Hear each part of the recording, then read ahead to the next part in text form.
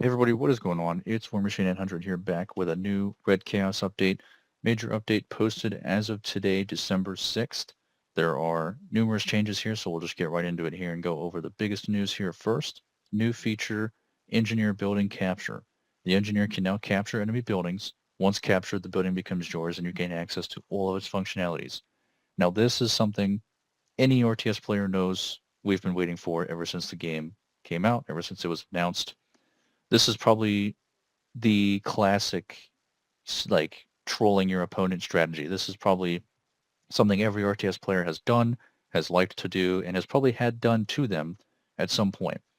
Again, back to the classics like your Command and Conquer type of game, where you can just mass engineers and then you send in some infantry or some tanks or whatever ahead of you to clear out the defense, and then you send your engineers in to capture whatever buildings are left over.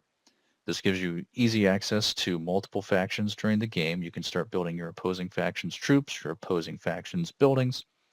You can start capturing their barracks, their garage, or their war factory, start producing their units. Or if you're just being really spiteful, you send your engineers in, you go capture their buildings, capture their headquarters or whatever, and just immediately sell it. It's just gone. Easy money. And then when you sell the buildings, they would give you troops back.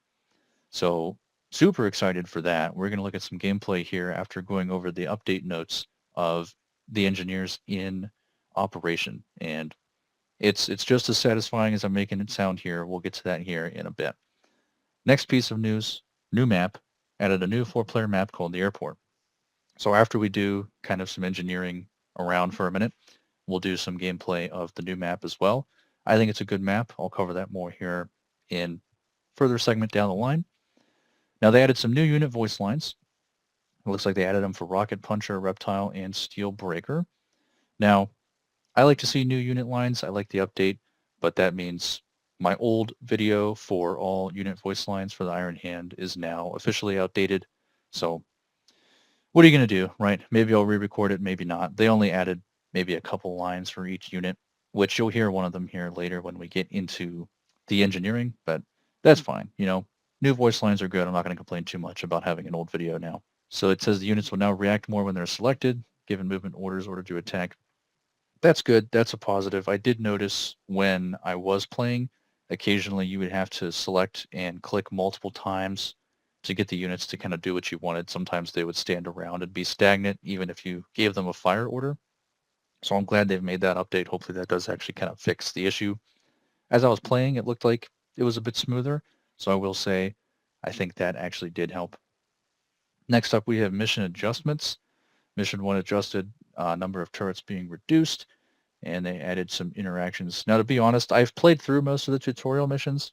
I didn't find that to be a very significant portion of the game, so I'm not going to spend too much time talking about mission adjustments. I'm more excited for when they release the actual full-blown campaign, which we will cover for sure on that. Turret projectile improvements. They have reworked some of the turrets. Yeah, so basically what was happening there is you could attack the enemy base. If you notice you're losing your push and start retreating, their last shots fired would still kind of follow you even after you left the radius, after you were out of their base. So that was kind of an annoying thing where you're losing, you try to pull out your troops last moment before they die, but then a few extra shots get fired and they follow you outside and kill your troops anyways. That never really bothered me that much. It was just kind of a sad feature of, you attacked with a losing force. Now you kind of get what you deserve. But this is probably overall a good fix. I can't really complain about that too much, that shots actually stop firing you outside of the radius. That's probably overall positive. I could see that one going either way. Auto defense improvements, just a general all-around positive update. Auto defense for all units increased, and the Flying Rhino would not defend itself automatically. Those are all just good. No complaints. Balance adjustments. Looks like basically a lot of troops are doing more damage to buildings and vehicles, except Inferno Artillery deals less damage. So overall, I think this is all positive balancing here at the end. I'm not sure why they made the Titan tank cost more, but if they increase damage against everything, it'll probably be worth it overall.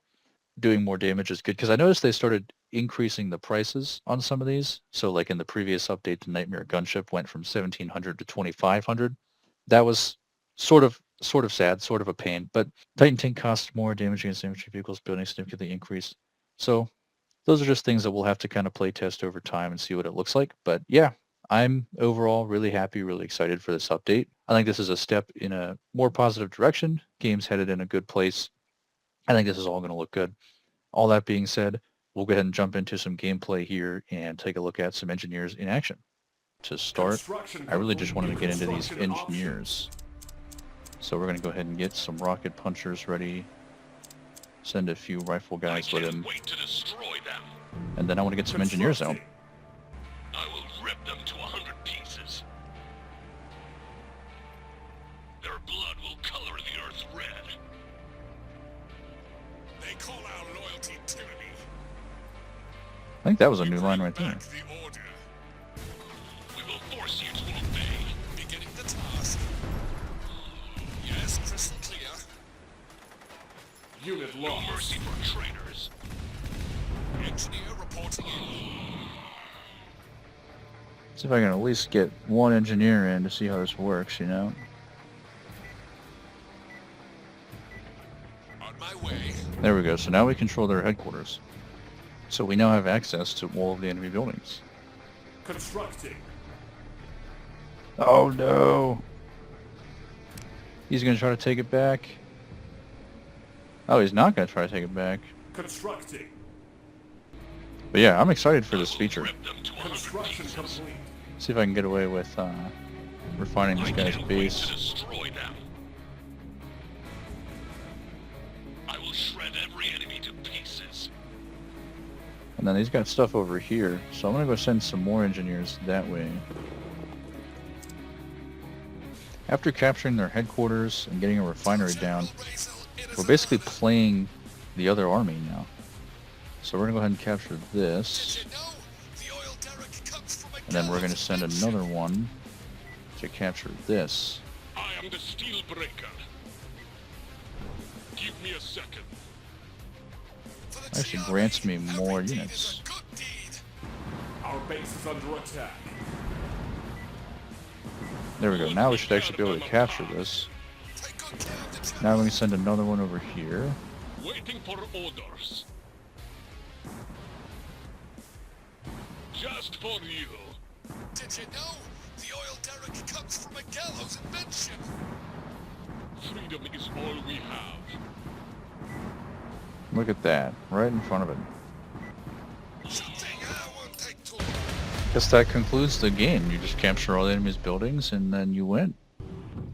So this is the new 4-player map called Airport. I'm not planning on playing a full-length game here on this one. I just want to kind of look around the map, see what we're dealing with. It does look similar to some of the tutorial mission levels. If you ever played those or familiar with those. One of the tutorial missions actually has a map that's laid out like this. So it's neat to see this come into the actual skirmish multiplayer setting here.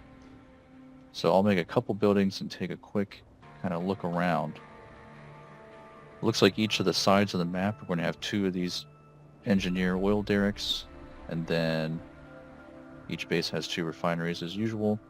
These middle points look like they'll be worth fighting over for sure. So if we look around here, each base has 2 refineries, and then the middle has 2 of the depots as well for refineries.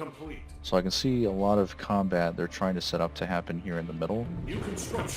So for example, if you build your base and you extend out towards the center, towards the guy next to you, you can start taking over these depots here. And then it looks like the middle has a huge engineer farm here as well. I collect everything I see. You extend your base with extension centers, take over as much of the map as you can. This looks like a fun one. I will shred every enemy to I suppose maybe pieces. for the point of this video, I shouldn't have put myself right next to the enemy, because now I'm going to have to deal with this. But, you know, that's fine. Understood. We're just going to send some engineers over to the middle. That'd be the normal strategy, send these guys over here. And then with the new engineer update we've had, we can actually try to send them into the enemy base. Standing by for execution. See what they have going on back here. Try to take over at least something if it'll let me, you know.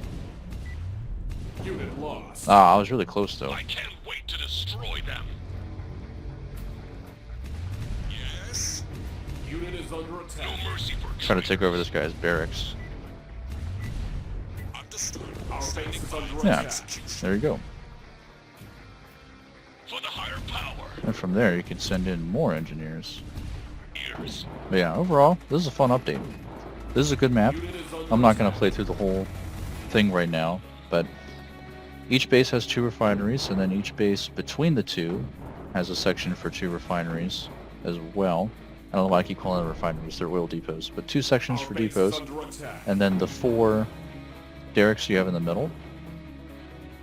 So yeah, this looks like a fun map. I think this is a good addition to the 4-player maps here. Lost.